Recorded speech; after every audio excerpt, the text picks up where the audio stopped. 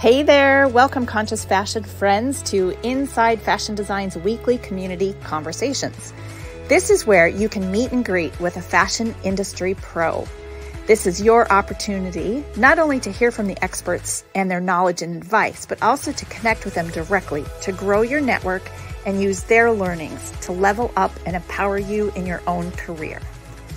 For 30 minutes each week, we will have a quick chat, the perfect morning break where you will walk away with some good nuggets of advice, tips and tricks, and two of my all-time favorite things, inspiration and community connection. I love building connections because it strengthens our support system. You grow your community and you grow your support, and we can all succeed together. I am continuously finding amazing people through LinkedIn and referrals, and 99.9% of the time, these folks also love to connect, share their experiences and stories, offer advice, and even more recommendations and suggestions. That's why each week you will find us here chatting with a fashion industry pro. So hop on in, join the conversation, say hello, ask a question, share your own tips, stories, favorite resources, or own piece of advice. Follow me on LinkedIn so you don't miss out. Every single week, we'll be chatting with a fashion industry pro. Are you a fashion industry pro and you want to share your story? Message me and let's talk. Who knows, you could be our next featured guest. Thanks for joining us today. Now, let's dive into today's session.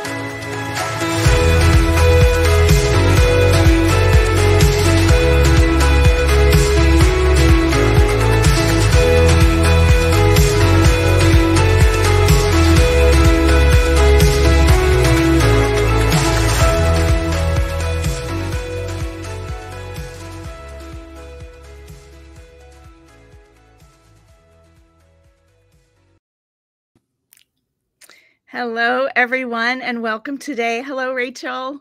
Hi, Britta. Nice to see you. Welcome, everyone. If it's your first time here, thank you for joining us. If you are live, please chime in and let us know where you're from, introduce yourself.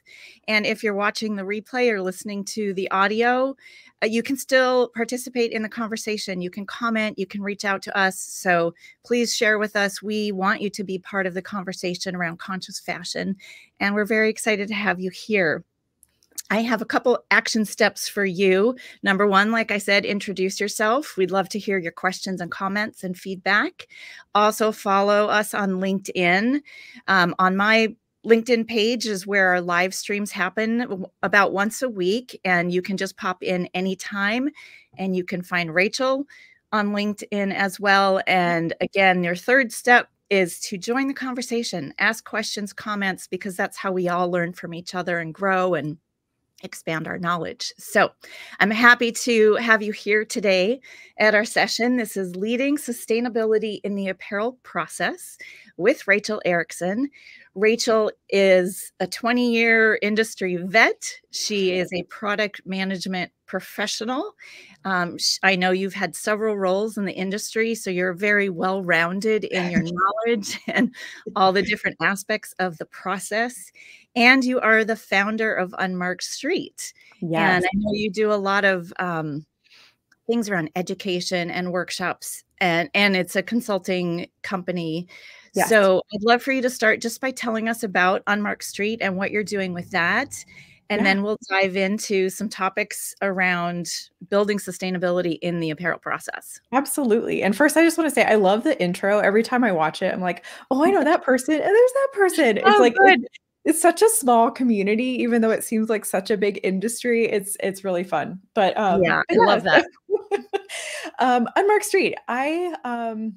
I spent decades in the apparel industry inside the corporate side of everything, working for big brands, and decided in 2021 that I wanted to take all of the different knowledge that I have. Just like you said, I started my career as a technical designer and a pattern engineer, moved into product management later in my life and development, learning a lot more about the number side of the business. And in 2021, felt like I had enough to offer to other brands, smaller brands, more sustainable brands, to be able to really help them figure out what was going on in the corporate side of the industry so that they could perform just as well as they can. And so that kind of became really important to me to not just help by educating these brands on like what different things they can be doing, that the information is really hard to find online. But it was also really important for me to offer the opportunity to like come in and just do it for them, because I know how hard it can be as a small brand to learn something and then implement it, right? Those are two totally different things. Like I can take the time to learn today, Yeah. but how am I also going to make the time to implement it? And so that's where our agency side comes in. That's wonderful. Yeah, we get a lot of inquiries too, and people have these ideas and great, they've done great research, but it's like implementing, having that maybe the right connection, or even how you're speaking to a factory or a sample Yeah, maker. A lot of the communication is really important as well. So huge. yeah, that's a great service. And I know you've been doing it for a couple years and have a really great roster of clients that you've worked with. And We so I love our encourage people clients. Yeah. to, yeah, yeah. And I'm like you, we were worked in the industry as a corporate professional for so many years. And I think we get to a certain age or a certain stage in our career when, like, we enjoy sharing the information and we enjoy mentoring, and that's actually what led me to Inside Fashion Design several years ago. So that's a kind of in the same, you know, I guess, Yeah. um, Similar time in your story. Yeah. career, yeah, that it's great that you're available to offer all your knowledge and expertise. So Yeah. there were three points we wanted to talk about today. These are short sessions. It's just kind of a coffee break for people. So we're going to cover as much as we can. I can stay a little bit after to answer more questions if they come up and share more information. But the first point I'm going to just dive right in is sustainability in daily operations. So I know sustainability can happen at multiple stages. It could be a sustainable fabric or a method that you're doing. But what about, you trying to achieve that and implement it in just everyday operations? So Yeah, it's such a good question. And exactly to your point, like when we talk sustainability in the apparel industry, so often we're talking about recycled fabrics or ethical manufacturing or something along the lines of production or the actual physical product itself. And what we're trying to do here at Unmarked Street is to talk a lot about what does it look like inside your brand? So for you and your company, how do you automatically change your carbon footprint today by changing the way that you do things? And so at Unmarked Street for us, all day long, that means fittings. The number one thing that we do for our clients is run fittings, write comments. We work with their factories on implementing those changes so that as we get new protos in, things look better and better. And what this means for us is having the right people in the room during a fitting, having someone be organized enough to be making the right notes so that we can write really concise and accurate comments for our factory.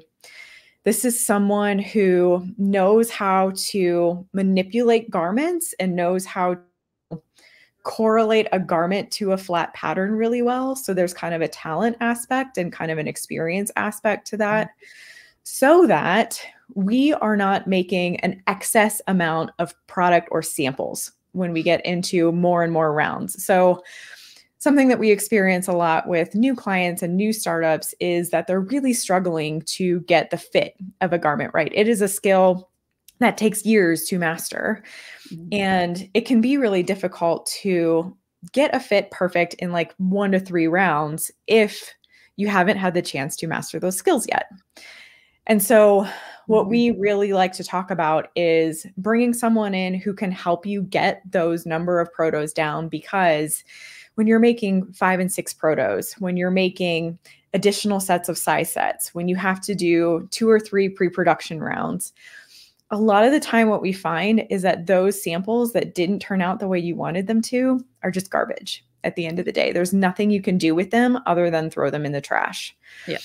And there are some additional recycling services that are starting to come out, and we're starting to explore what it could mean in the way of circularity when you have samples like that. But What we are really challenging our clients to do is to get better at the daily operations of your fit process so that you don't have to worry about what all that trash is essentially for your brand. Yeah, I know there's a lot happening with 3D patterning, and I think we'll get to that a little bit Yep. later. But from my experience in the past, before 3D patterning was a thing, I mean, we could do rounds and rounds and rounds of garments. And Yep. to your point of super accurate notes, working with a pattern maker, tech person that really understands and knows how to do it makes a huge difference. And then the client side of it too is kind of teaching them and guiding them to gain Mhm. an understanding of how it works. And one of my old companies challenged all the designers, if you didn't get it perfected within 3 fits, something was wrong, and Fair. they might Yeah. bring in, like, management to double check what we're doing because it should never go beyond 3. I mean, maybe it's a brand new style and it's gonna Yeah. take a little bit longer, but once you get that block established, Yeah. you should just be able to repeat and You just really build off should. of that one, and so, and having experienced, 10 people in a room in a fitting and everyone taking notes Yep. or commenting on different things is also, I don't know, I think it's something we don't really think about is how you hold those meetings, who's Yep. communicating, how you're communicating are all such key points that you don't really normally think about. You think, you just have a meeting and Yeah. make comments and pass it off, but it is so much more, complicated than that, and it takes really effective and clear communication for sure. It does. And we Oh, have, if anybody's interested, we actually have a free fit protocol and checklist on our website. So if you go over to unmarkstreet.com, it kind of spells out for you, like, what should everybody be doing during a fitting? And then if you're running like a tops fitting or something like that, it'll give you a checklist of everything that you should be looking at so you don't forget anything. But some of the feedback that we get on the protocols that we've set are that they're really harsh, and we oh, kind of set up like rules for everybody to be in the room. But it's really, to your point, it's really important to make sure that if you are going to have every single department in a fitting, that they have a role and it's really clear, so that you, like, for example, when I've been at companies before where we have 10 different things we need to try to fit in an hour and a half. And mhm. so each item only has a certain amount of time that we can really focus on it. And if we have so many people in the room that the conversation never gets focused, we are never able to get through those meetings or those fittings. And so it might seem harsh to give people rules for meetings like that, but it really will help your process. Yeah, I wish I had that because we would spend hours, we'd spend the whole afternoon or a whole day, and then you can't get to any of your other work. So, Right. so go unmarkedstreet.com and you can find that free guide. So that's awesome. Yeah. So that's great. That's great guidance and something to consider, and affects the sustainability and the waste and all of that in your overall Yeah. process. Yeah. So the second question is the importance of planning and talent. Yeah. Yeah. And the talent part speaks directly to what I was just talking about, right? Like, do you have the right people in the right places on your team? Do you have a talented fit technician? Do you have a talented pattern engineer that you can tap into to make sure that every single round of prototypes that you get is getting better and better, so that maybe you do only need 2 or 3, or maybe you can get it in on a first proto and it looks great. Those are the kinds of things that you want to start driving toward. And so, in the way of talent, you want to make sure that you're opening things up to hire the right people for the right jobs. Mm. And I think then, in the way of like process and planning, there is a lot in the way of a traditional kind of apparel business model where we see, especially on the performance apparel side of things, where, for example, if you're a running apparel brand, and you want to sell into, I don't know, what is a specialty run shop? I can't think of any right now, but like Road Runner Sports, or you want to sell into Runner's Roost or something like that. We would have what we call a salesman sample process. And Britta, you're probably super familiar with this, but you would get this like kit of samples that's all the new things that you want to sell into this specialty shop, and they get to touch it, they can try it on, they can see how the fabrics look and the colors look, and it's a great sales tool. But at the end of the day, again, all of those samples are trash. And I've been at several companies where we have global sales teams to the point where we're ordering thousands of Thousands. Yep. units for our salesman sample kits. Yep. And if we can't find some way to reuse those, which is really hard to do because a lot of times it's at a point in your process where it's not really production ready 100%. Right. You don't have anything to do with those garments. And so those kinds of processes too, like relooking at what you can do instead of selling with physical samples, how can you sell digitally? And again, that goes back to like 3D that you were mentioning before. How can you use different tools instead of needing actual photographs? Can you use images? Can you sell based off of sketches? There's just a lot that's kind of in the way of rethinking about the traditional process that I think would lead a lot of our brands to being more sustainable. Yeah, I'm curious how buyers are working now. It's been a little while since I went to an actual retail buyer appointment, Yeah. but we used to have our presentation boards, but certain companies wanted samples of every single style we're presenting, even Yep. before we showed them, because Yep. they just wanted to see it in real life. And I know for a lot of people, it's definitely much easier to understand the garment when you have a physical product. But I think now, I'm assuming today, buyers are starting to understand that there has to be a change and a better process. And yeah, I know there's tons of 3D imaging that you can show Mhm. avatars in different sizes. You can show a plus size person or a Yep. child size Yep. garment. So I know a lot of those tools are out there, and then maybe showing swatches of the fabrics or just a few of the styles. But yeah, Yeah. my experience as well is global sales meetings and doing a full sales sample line and shipping them all over the world. And then I don't know what they did with them afterwards. I assume, I don't know, donate, and then eventually they probably get trashed. And Yeah, so a it's tough. I've huge, been at companies where they won't even allow you to donate them because they don't want those garments out in the world because they weren't like up to snuff in quality. And so, right? yeah, to that point, like at the time, we didn't have a lot of great recycling resources, and we would throw away Trash 'em. bags and Yeah. bags of Yep. samples. And it was like, they were the saddest days when we were Yep. at the office. Yeah. But I mean, Yeah, based I've on, forgotten, like, they do usually have branding on them, so you're right, yeah, you can't just get them out into the whole public. yeah. When we would go to Asia and bring home samples, we would slice them in the back so Mhm. that they were damaged Yep. garments, and then again, you've got all these garments that are damaged, and, we'd use them for showing, but then they'd go into the trash after. Right. So Yeah. yeah, It's it's a a very it's a big it's a big topic that I don't think enough brands are talking about because the waste that comes from inside your own company from just the development process alone is yeah. something that can be rectified and we can put processes in place to do less of that. But I think so many people are looking externally like, how can I be customer facing, right? Like, how can I put a hang tag on that lets them know what we did that makes this more sustainable? Or how can I sell this in a way that makes the actual product more sustainable? And I think there's a lot of work that we can continue to be doing internally too. Yeah. Yeah, it's wonderful. I know there's also retailers that are using tools like the virtual try on, the virtual fitting rooms. So once you have a pattern finalized, a person could see it kind of physically on, Yeah. virtually to get an idea before you're even going to production, maybe to kind of get pre-orders or using that also for production Yeah. quantities and inventory.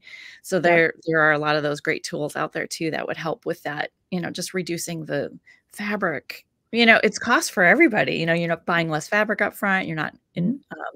investing in inventory the way Yeah. we used to. So Yeah. yeah, It's all huge. it's huge, and it's making people aware of what tools are available. So this is Mhm. great that you're sharing some of these ideas as ways to help your own process. And Yeah. so our third question is getting into the 3D and leveraging AI. So Yep. obviously this is huge and it's happening super fast. It is. Yeah. And yeah, I'm trying to keep up as a Same. designer to learn these things. I'm thinking to myself, if you're a design student and you're graduating soon, like you need to know this. You have I to. imagine that Yep. most of the jobs you have to have these skills. So Yep. what are your tools and thoughts on 3D and AI? Yeah. I got really into 3D almost a decade ago. So when we're talking about how fast things are moving, really researching 3D when it was kind of at the beginning of what it could potentially be for the apparel industry was really, really interesting. We were using Optitex as a Mhm. solution, and I had also used Gerber AccuMark's kind of solution. So we were kind of testing both out at different times. And this really came from a pattern engineering side of everything. Like it was at first a way for us to double check whether or not our flat patterns in the system would actually drape on a body properly. Right. And then Mhm. it started to evolve into a design tool, which was really, really fun because we could then collaborate with our design team and 3D like animate something. And these were so rough back in the day. Oh my goodness. Like they look so much more beautiful now. Yeah, yeah. But they could then see right off the bat, like where the seams were going to be laying, how long something was, whether a sleeve length was quite right. We could do like temperature heat maps to see if something Oh, was yeah. really compressive or tight in a certain area on the avatar. And so it allowed us to start thinking about doing design phases digitally. And I think this was a huge game changer for the brands who adopted it because while we're talking about needing or wanting to get your number of prototypes down for a multitude of reasons, this was a really easy way to do that. And then we started to see factories implement it. And so then we were working with a factory who was doing 3D on their end. So we Mhm. would send a tech pack and we would do 2 rounds with them in 3D before they even ordered any sample yardage for us. And it Mhm. just really helped move our process along. And what we're now seeing in AI and the way that you can turn like a hand-drawn sketch into a realistic image of what this garment could look like on a body is blowing my mind. Like Yeah, this AI stuff is amazing and it it's is. only going to make this so much better. Yeah, yeah. I probably about 10 years ago, or even a little bit more, is when I was doing a lot of swimwear and athletic Mhm. swimwear, so it was super fitted. It was for teams and for racing and prints. Yeah. We were doing a lot of Yes. engineered prints, and so we would put that on. It was called a V-stitcher. I don't know if anyone's Okay. familiar Yeah, with. I know. Yeah, I know exactly what that Yeah, is. I was that part of, Optitex maybe? I don't I think it recall. was. Yeah. Yeah, so that's what we had at our company, and it was so much fun because I would work with an artist to create an engineered on the body pattern, but then you still needed the placement, the Mhm. sizing of the artwork. So we would go in there and you could stretch it, make it bigger or shrink it down. You could move it around and it was just super fun and Yeah. it gave us so much more freedom of playing with placement. Even if it was, say, a floral print, you could figure out where on the body, the Yeah. scale that you needed, and how that's advanced now to today is, like you said, incredible. And Yeah. I know there's some free tools. I don't know all the name. There's so many different, you There know, are. Yeah, there are a AI lot. things out there, and I've played with a few where you can just even type in a description, a puffy jacket with quilting with big cargo, big snap pockets and puffy sleeves or whatever. And it just It's generates crazy. it. Yeah. And yeah, so designing that way today, I think would be super fun and like you said, a lot more efficient, a lot more sustainable and all Yeah. of that. So Yeah. so that's really exciting. Do you have favorite tools that you like to use in 3D, like the patterning software or other AI tools that you're currently using or recommend people could check out? That's a great question. I'm a pattern engineer traditionalist, so I tend to use like some really robust pattern engineering software when I can. Optitex is still one of my favorites that I think I've ever used. But when I started my business, I mean, Optitex is a very expensive software solution and that most corporations are able to buy into. And if you can afford it, I think it's a great tool for you to have. But Clo 3D ended up being Mhm. the resource that we gravitated to at Unmarked Street when I started the consulting company because it can be a very lower cost solution with very good results. And so I also think that Clo 3D is very user friendly in Mhm. comparison to a lot of the other more pattern engineering versions of software. Like Optitex is very difficult to use if you don't understand pattern engineering, whereas Oh, Clo mhm. 3D I think can be easy to use even if you don't understand pattern engineering. So there Oh, are some really like interesting nuances there. And to your point, I'm just now starting to scratch the surface on AI and what some of those tools are. There are some really good ones out there. I actually have one bookmarked right now. Newark, I think, is one that I keep hearing about that people are using, that is doing some really amazing renderings from hand-drawn sketches. oh, okay. Yeah, that would be another fun place to play is taking all your hand sketches and putting those in Mhm. there and seeing what Yeah, it does with it, and yeah, yeah. So, you are also one of our instructors at the Conscious Fashion Design Masterclass that's yeah. coming up. That class starts October 1st, and we have 17 amazing instructors, It's all amazing. like you that have, 20 plus years of experience.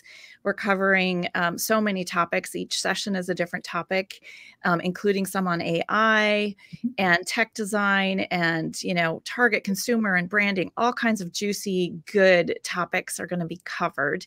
And your session is specifically tech design fundamentals. Yeah, And you're going to be going through much more in depth of what we talked about today. And yeah. yeah, so what all are you covering in that? It's 90 minutes, and I know we do hands-on, it's live interactive, so people can chat with you live and ask Yes. questions as you go, and Yeah, we're gonna try to cover as much as we can the basics of some of the key elements that you need to understand if you want to get into technical design or if you are a technical designer. Number one being tech packs. So if you come join the course, we're going to be gifting you our tech pack template from Unmarked Street, which is up on our shop. So you can get that for free through the class, and we'll be helping you kind of fill out what does that look like. There will be a little bit of pre-homework to kind of Mhm. get ready to fill that out with us while we're live. We'll just be asking you to bring like your favorite garment with you so that we can fill out a bill of materials, fill out a garment measurement sheet, so you understand what all the different elements of a professional tech pack actually are. We're going to talk a lot about fittings and how that plays a huge role in technical design.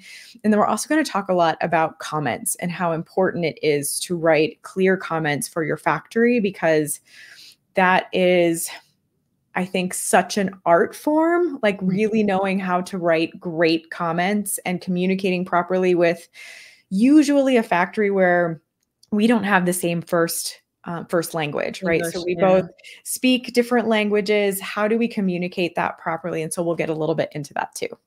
Yeah, that's a critical step as well, and there's interpretations, and a lot of the factories are it could be South America or Asia, Mhm. so I think that's a really, important thing to understand and learn. And I wanted to point out too that the course and this session is you do not have to be a designer or a tech person or a pattern maker.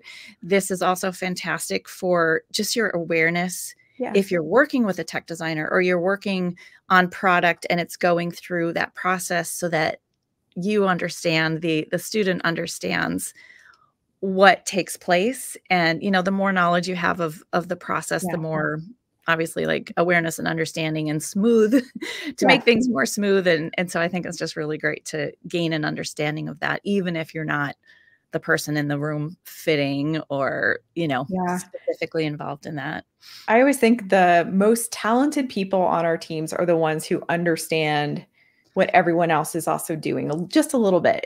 You don't have to be a master of their craft, but I think having a clearer understanding of what your teammates go through every day and what they work on every day really makes you a well-rounded and top team member. Yeah, I recall some of the best advice, probably the best piece of advice I got like in the first year of my career was from my designer boss. I think I was working for, and she said, learn every aspect that you can. And Yeah. she would tell me, go into the sewing room and talk to the seamstresses, Yep. go to the merchandiser, figure out and learn what they're doing, or, salespeople. And so I was always trying to just be super curious and Right. hang out and learn Yeah. from all those other folks. And it made it more enjoyable for me because I could understand what the salespeople were trying to achieve and do. And Yeah. their, uh, you know, all the responsibilities or even the steps that they did in their job that I wouldn't know, you wouldn't normally know, like behind the Right. scenes, kind of what they're doing, all their tasks and responsibilities and whatnot. So, so I think that's really great advice. And, just learn as much as you can about the entire process. And if you are interested in launching your own brand or doing something like that, it's a very great opportunity to get some well-rounded, education and all that. So, where can people find you? I'm sure on LinkedIn. Yes, definitely. You can find me on LinkedIn. We do have a business page, Unmarked Street. You can also find me. I am Rachel Erickson with a PMP at the end of my name. I am a project management professional. I am certified. So that's how you can find my personal page over there. You can also go to unmarkedstreet.com. And we own the businessofapparel.com as well. So you can find us over there. Hey, thank you so much for joining us today. And anyone that wants to reach out, like she said, you can find Rachel or find me on LinkedIn or visit Inside Fashion Design, where we have the masterclass information as well. And if anyone has any questions, feel free, any questions at all, you can reach me directly through email, design@insidefashiondesign.net. If you don't remember that, you can find it on the website as well. So thank you for joining us. Thank you for having me. Thank you, Rachel. We'll see you on the next one. Take care.